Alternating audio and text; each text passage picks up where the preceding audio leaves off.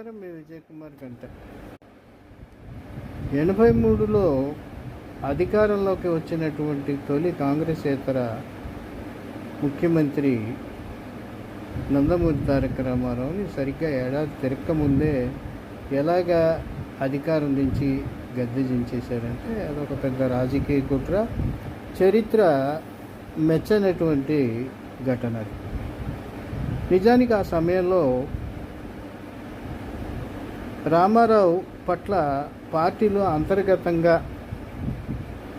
ఒక రకమైనటువంటి వ్యతిరేకత ఉండేది. ఎందుకంటే ఆయన ఒక నిర్ణయం తీసుకుంటే ఇతరులను ఇచ్చేసేవారు కాదనేది ఒకటి.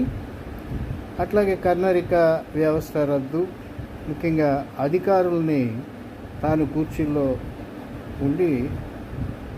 కూర్చొని నిలబెట్టేవారని ఇలా రకరకాలుగా విమర్శలు వచ్చాయి.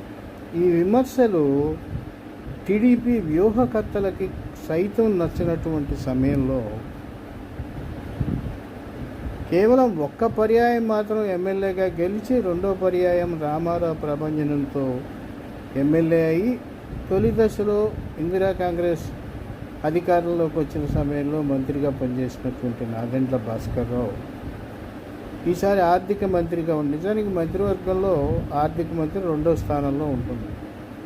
నేనే ఈ పార్టీని పెట్టాను కాబట్టి అని చెప్పి అసంతృప్తి వాదులందరినీ లాక్కొని కాంగ్రెస్ మద్దతుతో రామారావు గారు ఆపరేషన్ నిమిత్తం అమెరికా వెళ్ళినప్పుడు ఆయన గద్దె దించారు.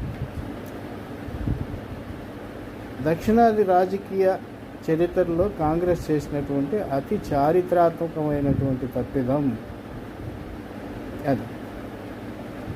అయితే ఎవరైతే రామారావుని, ఏ వ్యూహకర్తలు అయితే రామారావుని అధికారంలోకి తీసుకొచ్చారో అప్పుడు ఆ వ్యూహకర్తలు వ్యవహరించిన తీరు మహోజ్వలమైనది, అద్భుతమైనది.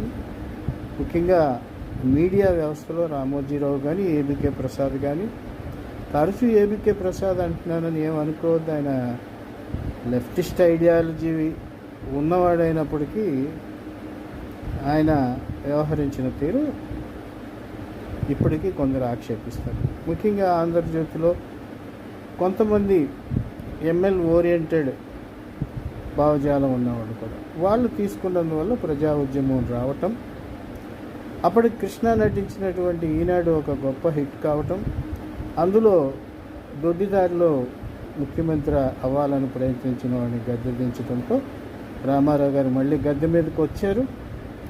తిరిగి 85 మధ్యంతర ఎన్నికల్లో మంచి మెజార్టీతో గెలుపొందారు.